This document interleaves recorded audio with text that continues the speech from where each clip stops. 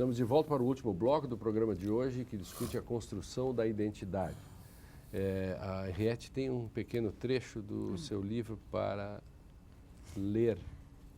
O protagonista da história, em certo momento, no início ainda da investigação dele, onde ele já havia descoberto que cada pessoa o enxergava de forma diferente, né? Tinha uma imagem diferente dele, ele diz: vocês acreditam, e nisso ele está se dirigindo a ninguém a não ser o leitor, a si mesmo e ao leitor. Vocês acreditam que podem conhecer a si mesmos sem se construírem de algum modo? E que eu possa conhecê-los sem construí-los um pouco a meu modo? E vocês a mim, sem me construírem a seu modo? Podemos conhecer apenas aquilo a que conseguimos dar forma. Isso é um desafio filosófico, Adriano. Alguma coisa lembra muito a ideia, que é muito kantiana, muito moderna, de que o mundo, e é isso que você se referiu, o mundo se dá a mim segundo a minha medida. Isto. Então, que na verdade nós não temos acesso ao mundo, mas temos acesso ao mundo que nós construímos segundo os nossos processos. Essa ideia foi uma ideia que perdurou, teve um vigor muito grande, mas eu acho que essa ideia precisa ser revista, pelo menos. Então, há algo que... O direito é um locus privilegiado da necessidade da revisão disso tudo, né? Assim, por quê? Por todas as razões, pelo processo de decisão, pelo processo de interpretação. Por exemplo, de um lado, o direito ainda está preso a algumas amarras ontológico-clássicas, tem juristas que acreditam em essências, e do outro lado, o que é mais normal é um puro voluntarismo, no sentido de que eu decido a partir, quase com uma razão teológica. Claro. Assim. Não, esse é um ótimo ponto, porque esse é um ponto. Nós estamos entre esses dois extremos. Perfeito. Nem é o essencialismo de que tem alguma coisa que nós temos acesso, mas que eu esteja sujeitado. Né? Isso, mas nem é um relativismo do tipo eu sou, o mundo é tal qual o formato. Bingo. Né? Não tem alguma coisa aqui de, digamos, vamos deixar a palavra objetivo, de independente. Isso é muito interessante. Algo de independente, aquilo que eu sou, a gente pode dizer, bom, olhe para dentro de si e veja o que você é, como se eu pudesse construir algo em mim que fosse completamente independente daquilo que os outros projetam em mim. E não é verdade. Desde essa primeira experiência primordial, que é eu sou importante para alguém, bom, então esse ser importante para alguém é completamente dependente da importância que esse alguém dá para mim. Então é a boa mãe, é o bom pai, sabe, aqueles que te dão importância. Eu sou dependente total. Isso te faz também crescer na egocentricidade ou não. Então esta ideia que nem tudo é dependente de você mesmo. Você não tem essa autonomia que te permite, e aí abrimos para outros temas, da liberdade, etc, etc. Mas também não é aquela ideia de uma essência que a gente conhece o mundo, ou de um relativismo absurdo.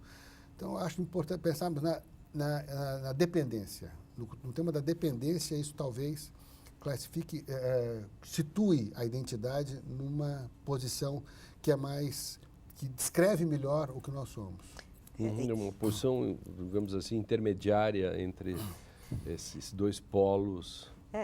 E sem esquecer que a identidade não é o sujeito, né? A identidade é uma representação de algo, mas não é o sujeito. E dentro da ideia do eu e do tu, né, a imagem que o outro constrói de mim diz também algo dele, né? Não é só... E a gente tem que pensar também, eu acho, do ponto de vista político, né, o quanto essa imagem que o outro constrói, né, o quanto ela é, muitas vezes, que é essa imagem social, o quanto ela é coibidora de algumas atitudes. Né? Por exemplo, né, notícias, né, dizer, como é que votou cada um dos deputados. As pessoas querem... Né? Segundo a consciência de cada um. Então, cabe a pergunta aqui, uma pergunta... Mas quem é esse sujeito? Isso me diz algo desse sujeito? Por que é necessário saber quem é que votou, como é que votou? Por que isso é publicizado? né? O que tem de uma identidade social que vai ser construída a partir dessas informações? Mas uma pergunta, Yati, o que seria então o sujeito? Porque tu fizeste agora uma diferença e eu não acompanho muito essa diferença, mas o que seria o sujeito? Tu disseste a identidade não é um sujeito. Não. O que é o sujeito? Não, no sentido de que a identidade é uma construção que me permite identificar alguém, a identidade. Mas que ela não pode, por isso que ela não é integral, né? Ela não pode se confundir com o sujeito em si. Ela é uma representação. Por isso, talvez a gente tem que introduzir as diferenças, né? As distinções entre identidade e esses traços que Freud chama identificação. Né? Quer dizer, nós temos uma série de identificações, de diferentes tipos de identificações.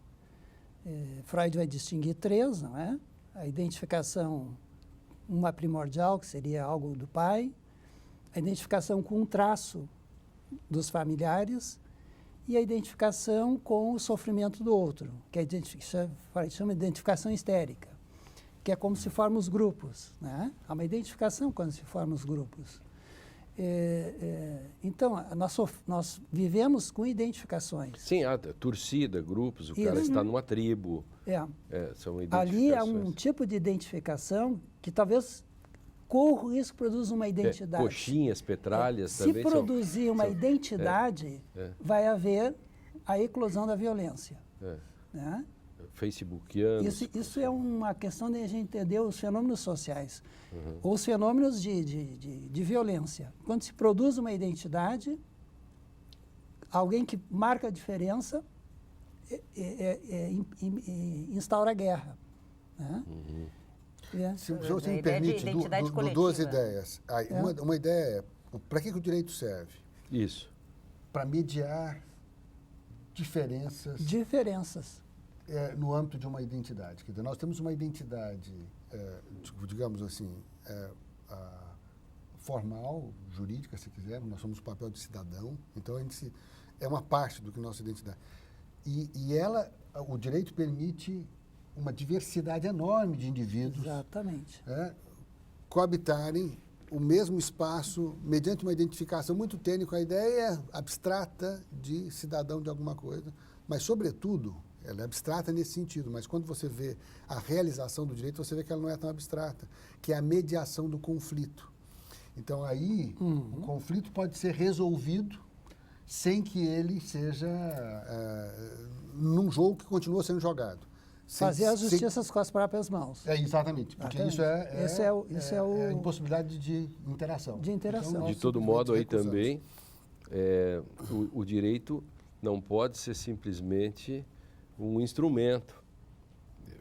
Ele tem que ter um determinado grau de autonomia para que ele possa, de fato, mediar, porque se ele for simplesmente algo como um argumento moral ou político ou ideológico, ele já não é mais direito. Ele tem que ter uma estabilidade para além das variações que estão ocorrendo. Perfeito. Eu chamaria isso assim, que o direito tem que ter um grau de blindagem minimamente necessário contra os predadores externos e internos, porque senão ele perde sua própria identidade, porque tem ele também uma identidade, porque quando você diz isso é moralmente injusto e o direito aponta para o outro lado, claro que o direito sozinho não resolve, mas se a moral simplesmente corrigir o direito, a pergunta que se faz depois é: quem vai corrigir a moral?